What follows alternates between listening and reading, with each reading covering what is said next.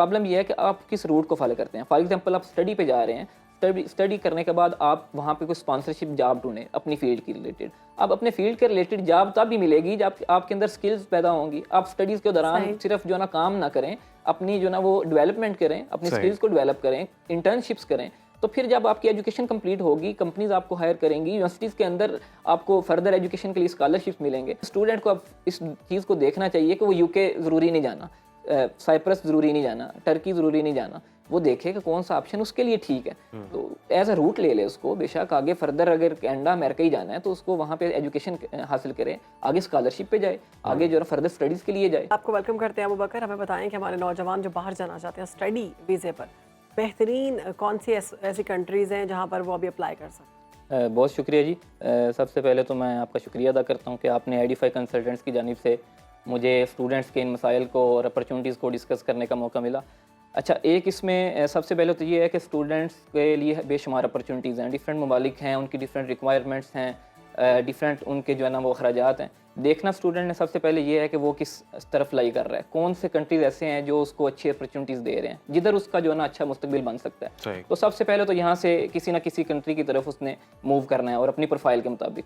तो वो कंट्रीज़ तो बेशुमार है, यूके है, ऑस्ट्रेलिया है, यूएसए है, फिनलैंड है। यूरोप के अंदर फिनलैंड इस वक्त बहुत ऊपर जा रहा है इस हवाले से। अच्छा। तो ये इसमें स्टूडेंट्स जो हैं वो उनका मेनली सबसे पहले अपनी प्रोफाइल को हमसे कंसल्ट करें और हम उनको बताएंगे कि आप किस तरफ अच्छे तरीके से जा सकते हैं। आप कह रहे हैं यूरोप और फिनलैंड, तो वहाँ पर सैलरीज वगैरह, जॉब्स वगैरह का सिलसिला अच्छा है? बिल्कुल, जॉब्स बहुत अच्छी हैं इस वक्त वहाँ पे, क्योंकि अभी स्टूडेंट्स का इतना रुझान नहीं था इस तरफ, तो वहाँ पे नंबर ऑफ स्टूडेंट्स अभी बहुत कम है, जॉब्स बेशुमार है वहाँ पे। खर्चा कितना आता है? एक्सपेंसेस उसके अगर मैं टोटल बताऊँ तो 26-27 लाख उसमें इंक्लूड हो जाए। उसमें इंक्लूड होगा स्टूडेंट्स की फ़ीस जो कि तकरीबन 23 लाख बन जाएगी, और बाकी एक्सपेंसेस को यूनिवर्सिटी के और एनरोलमेंट के और फिर यहाँ से टिकट्स वगैरह तो करते कराते ये 27-28 लाख पे पहुँच जाती है। ये आप फिनलैंड बता रहे हैं? जी, फिनलैंड के। पीआर वगैरह मिल जाती है?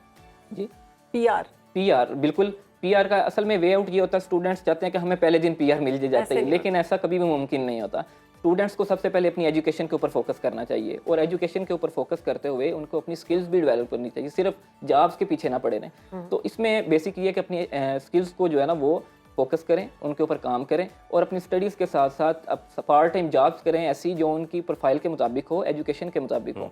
तो फर्दर फिर जब उनकी एजुकेशन कंप्लीट हो जाएगी तो वो ऑब्वियसली उनको डिफरेंट कंपनीज जो है ना हायर करेंगी, वो एलिजिबल होंगे, उनके अंदर स्किल्स होंगी। अबू बकर, अब आपने 27-28 लाख रुपए बताया, तो ऐसे नौजवान के जिनके पास इतने पैसे ना हो लेकिन उनकी ख्वाहिश ये है कि वो बैरून मुल्क जा सकें, अभी हालात जो आपके सामने ज़्यादातर नौजवानों के तो यही ख्यालात हैं, तो कोई ऐसी ऑप्शंस भी हैं जिनमें कम पैसों के अंदर भी वो जा? बिल्कुल, बेशुमार ऑप्शंस हैं। असल में प्रॉब्लम ये होता है कि स्टूडेंट्स सिर्फ 1-2 ऑप्शन की तरफ देख रहे होते हैं, यूएसए, अमेरिका, कनाडा। उनका मतलब दिल होता है कि हम यहाँ भी चले जाएं, लेकिन चूँकि उनकी प्रोफाइल इस तरह की होती है, एक्सपेंसेस उनके पास इतने नहीं होते, तो उनको दूसरे ऑप्शंस की तरफ देखना चाहिए, उनको कंसीडर करना चाहिए। फॉर एग्जांपल यूरोप के अंदर साइप्रस है, ये शेंजन स्टेट तो नहीं है लेकिन बेशुमार अपॉर्चुनिटीज़ हैं। उसके बाद टर्की है, टर्की के अंदर बहुत अच्छी एजुकेशन है, बहुत अच्छे अपॉर्चुनिटीज़ हैं स्टूडेंट्स के लिए, तो स्टूडेंट्स को चाहिए कि उनको भी देखें। फॉर एग्जांपल अगर कोई टर्की जाता है तो अब लोग ज़्यादातर इसीलिए जाते हैं पढ़ने के लिए भी बाहर के, सेटल भी फिर वहीं पर हो, रोज़गार भी वहीं मिले, तो जो टर्की जाएँ वो फिर वहीं सेटल हो। टर्की जाके आप वहाँ पे भी सेटल हो सकते हैं, क्योंकि जब बंदा एजुकेशन वहाँ से कंप्लीट करता है तो उसको अपॉर्चुनिटीज़ वहाँ पे नज़र आ जाती हैं, और हर कंट्री में अपॉर्चुनिटीज़ होती हैं। पाकिस्तान की इकानमी बेशक इस वक्त डाउन जा रही है, लेकिन यहाँ पे अपॉर्चुनिटीज़ तो कम नहीं है, ठीक है। आपने अपॉर्चुनिटीज़ को तलाश करना है। तो टर्की के अंदर स्टूडेंट्स कम खर्चे पे यहाँ से जा सकते हैं, वहाँ पे तालीम हासिल कर सकते हैं, और तालीम हासिल करने के दौरान वही बात कि अपनी स्किल्स के ऊपर वर्क करें। स्किल्स के ऊपर वर्क करेंगे तो उनको जॉब मिलेगी अच्छी, ये तो बिल्कुल ऑब्वियस है। यूके के बारे में कहा जा रहा है कि उसके कवानीन जो है हाथ से सख्त हो गए वीज़ा पॉलिसी के हवाले से, तो ऐसा है?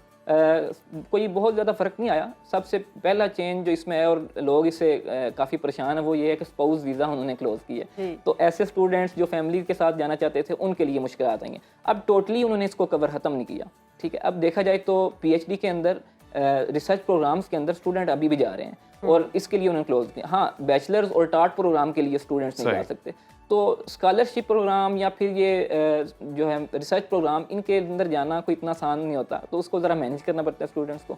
तो इसलिए ये थोड़ा सा मुश्किल हुआ है। ऑस्ट्रेलिया के हवाले से भी अगले दिन हमने खबर शेयर की थी कि उन्होंने अपनी फीसेस में इजाफा कर दिया है, वीज़ा फीस जो है डबल से भी ज़्यादा कर दी है। बिल्कुल ऐसा ही है, ऑस्ट्रेलिया की पॉलिसीज चेंज हो रही हैं, उसमें उन्होंने वीज़ा फ़ी को काफ़ी इंक्रीज़ किया है। नंबर 2 उसमें चेंजेस हैं, पहले स्टूडेंट्स यहाँ से जाते थे वहाँ जाके यूनिवर्सिटी शिफ्ट कर लेते थे। अब एक यूनिवर्सिटी ने एक स्टूडेंट को 2 साल के लिए अपने पास बुलाया और आगे से वो अपनी यूनिवर्सिटी शिफ्ट कर ले तो उनका अच्छा खासा नुकसान होता है। अब इसमें पॉलिसीज वो क्या सख्त कर रहे हैं कि स्टूडेंट अपनी यूनिवर्सिटी चेंज नहीं कर सकता जाता ही, वो 1 साल पढ़े। अब ऑब्वियसली ये बात आपको ये समझ आएगी कि 1 साल पढ़ने के बाद मैं दोबारा से 1 साल की फ़ीस दूँ अगर मैं नई यूनिवर्सिटी के अंदर जाऊँ, तो फिर उसी को कंटिन्यू करने के लिए बेसिकली उन्होंने ये किया। नंबर 2 जेन्युइन स्टूडेंट्स, ये एक बहुत ज़्यादा इशू है कि स्टूडेंट जाते हैं आगे काम के लिए निकल जाते हैं, तो जेन्युइन स्टूडेंट सबसे बड़ा मसला था। इसलिए उन्होंने कुछ ना कुछ पॉलिसीज इस तरह की हैं कि मेनली जेन्युइन स्टूडेंट्स ही हमारे पास आए। और कनाडा के जो स्टडी वीज़ाज़ हैं उसमें भी कुछ चेंजिंग्स आई हैं। कनाडा में पहले ब्लॉक अकाउंट चाहिए था 10,000 कैनेडियन डॉलर का, अब उन्होंने इसको इंक्रीज़ करके 20,000 पे इसको कर दिया। तो जाहिर है वो ये ज़रा सादा अल्फाज में बताइए। 40 लाख आपने यूनिवर्सिटी के अकाउंट के अंदर या कनाडा के अकाउंट के अंदर जमा करा देने हैं और वो आपको मंथली वापस मिलने हैं एज एक्सपेंस। ठीक तो है। पहले वो अमाउंट आपने वहाँ पे रखवानी है, फिर यूनिवर्सिटी की फ़ी 1 साल की सबमिट करवानी है, तो वो 80-90 लाख पे बात चली जाती है, वो बहुत मुश्किल हो जाता है स्टूडेंट्स के लिए। नंबर 2 इस वक्त वेलकमिंग नहीं है कैनेडियन गवर्नमेंट स्टूडेंट्स को वेलकम करने, वहाँ पे हाउस क्राइसिस आए हुए हैं, तो इसलिए स्टूडेंट्स को चाहिए कि ऐसे ऑप्शन की तरफ से, फॉर एग्जांपल यूके है, मसाइल थोड़े बहुत होते हैं हर जगह पे, पहले दिन आपको जाके अपॉर्चुनिटीज़ नहीं मिल जाती, कुछ तलाश करना पड़ता है, तो यूके को आप फोकस करें। यूके के अंदर वीज़ा रेशो बहुत अच्छी है। साइप्रस को फोकस करें, यहाँ पे भी वीज़ा रेशो बहुत अच्छी है। नंबर 3 फिनलैंड, अगर यूरोप में जाना चाहते हैं फिनलैंड बहुत अच्छा ऑप्शन है। और स्वीडन का भी कहा जाता है। बिल्कुल, स्वीडन के अंदर भी जो है ना आप फैमिलीज़ के साथ जा सकते हैं और वो भी शेंजन स्टेट में आते हैं, वो भी एक बहुत अच्छा अपॉर्चुनिटी है। पुर्तगाल के बारे में कहते हैं कि वहाँ जाएं तो वहाँ पे आपको पीआर मिल जाती है, और क्या सी बेसिकली आप किसी भी कंट्री के अंदर जब एंटर होते हैं और वहाँ पे जाके बेशक स्टडी करते हैं, कोई भी किसी ना किसी रूट पे जाते हैं, तो वहाँ पे इमिग्रेशन हासिल करना ये एक हर स्टूडेंट का जो मकसद होता है और एक ये विजन यहाँ से लेके जाता है। अब प्रॉब्लम ये है कि आप किस रूट को फॉलो करते हैं। फॉर एग्जांपल आप स्टडी पे जा रहे हैं, स्टडी करने के बाद आप वहाँ पे कोई स्पॉन्सरशिप जॉब ढूंढें अपनी फील्ड की रिलेटेड। अब अपने फील्ड के रिलेटेड जॉब तब भी मिलेगी जब आपके अंदर स्किल्स पैदा होंगी। आप स्टडीज़ के दौरान सिर्फ जो ना काम ना करें, अपनी जो ना वो डेवलपमेंट करें, अपनी स्किल्स को डेवलप करें, इंटर्नशिप्स करें, तो फिर जब आपकी एजुकेशन कंप्लीट होगी, कंपनीज आपको हायर करेंगी, यूनिवर्सिटीज़ के अंदर आपको फर्दर एजुकेशन के लिए स्कॉलरशिप्स मिलेंगे, तो इसकी बुनियाद के ऊपर आप फर्दर वहाँ पे सेटल हो सकते हैं। अबू बकर, अभी आपने बताया कि एक मुनासिब पैसों के अंदर फिनलैंड, यूरोप में अगर हम देखें तो एक अच्छा कंट्री है जहाँ पर स्टडी वीज़ा के एतबार से अच्छी ऑप्शंस मौजूद हैं। बिल्कुल। और अगर आप प्रॉपर वहाँ से डिग्री कंप्लीट करें तो सेटलमेंट भी आसान है, पीआर मिल जाती है, अच्छी नौकरी भी मिल जाती है।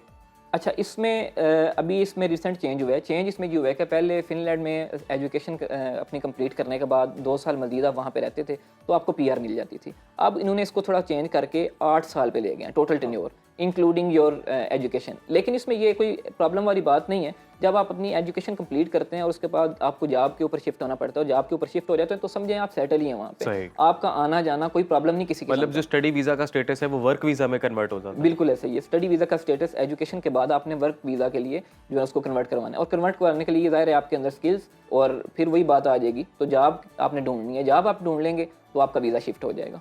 और अबू बकर, कई ऐसे लोग भी हैं जिनका अब एजुकेशन से काफ़ी गैप है, लाइक डिग्री कंप्लीट होगी उसके बाद प्रोफेशनल करियर स्टार्ट हो गया, बिल्कुल। अब वो भी अगर कोई इस तरह के ऑप्शंस को देखना चाहें तो उनके लिए भी कोई अपॉर्चुनिटी? एज लिमिट अच्छी कौन सी है? अच्छा, इसमें एज लिमिट तो वैसे तो फ्रेश ग्रेजुएट और कोई गैप ना हो तो बहुत अच्छी बात होती है, लेकिन ये कोई ऐसा बड़ा प्रॉब्लम नहीं है।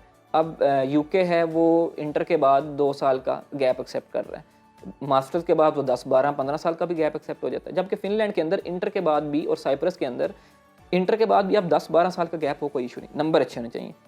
स्पेसिफिकली फिनलैंड के लिए, साइप्रस के लिए 50% नंबर भी होने तो इनफ है।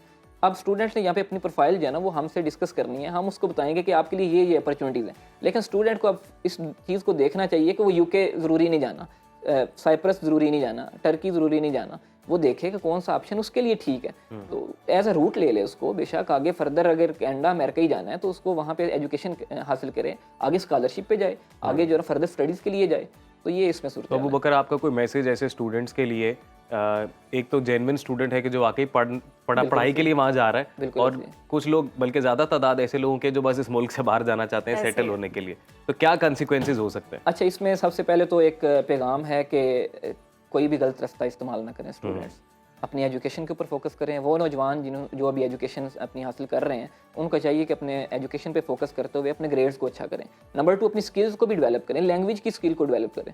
तो ये सूरत हाल है कि जब वो अपनी स्किल्स और एजुकेशन के ऊपर वर्क करेंगे तो वो उनको बाद में फ़ायदा देगी। जिस तरह अभी रिसेंट 4-5 साल के अंदर लोगों ने देखा कि जिसने भी डिग्री कर ली थी बेशक रूटीन के अंदर कर ली थी और उसको इसका फ़ायदा हुआ है अब बाहर जाने के लिए।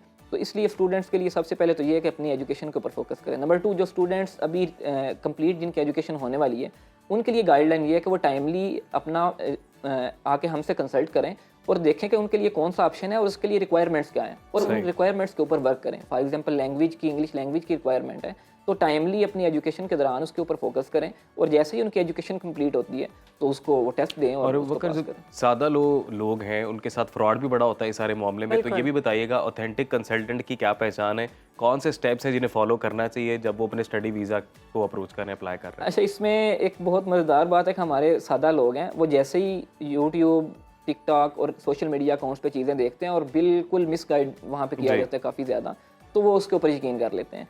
अब जब भी आप किसी कंसल्टेंट पे जाएं आपको समझ आ जाती है प्रोसेस सुन के कि वो ठीक बात कर रहा है या नहीं ठीक बात कर रहा है। कभी शॉर्टकट ना लें, ठीक है, प्रॉपर एक वे के थ्रू जो बंदा आपको बात बताएगा वो ठीक बात होगी। हमारे पास स्टूडेंट्स आते हैं, लोग आते हैं, उनका दिल करता है कि आज उन्होंने केस सबमिट करवाया, परसों वो चले जाएं। इस तरह कभी भी नहीं होता, एक प्रोसेस के ऊपर चलना पड़ता है। अब उस प्रोसेस के ऊपर जो कंसल्टेंट आपको बताएगा, एक कंसल्टेंट के पास जाएं, दूसरे के पास जाएं, तीसरे के पास जाएं, तो आपको समझ आ जाएगी। एडिफाई कंसल्टेंट से रब्ता करें, इंशाल्लाह हम आपको इस हवाले से आप कह रहे 2-3 कंसल्टेंट से कंसल्ट करना चाहिए उसके बाद डिसीजन लेना चाहिए। बिल्कुल ऐसे ही है। ये तो ज़रूर स्टूडेंट्स को देखना चाहिए कि उसको ठीक बात कहाँ से मिल रही है। बहुत शुक्रिया आपका। अबू बकर हमारे साथ मौजूद थे और बता रहे थे कि स्टडी वीज़े के हवाले से कौन कौन से ममालिक बेहतर हैं जो पाकिस्तानी अप्लाई करना चाहते हैं वो अप्लाई कर सकते हैं।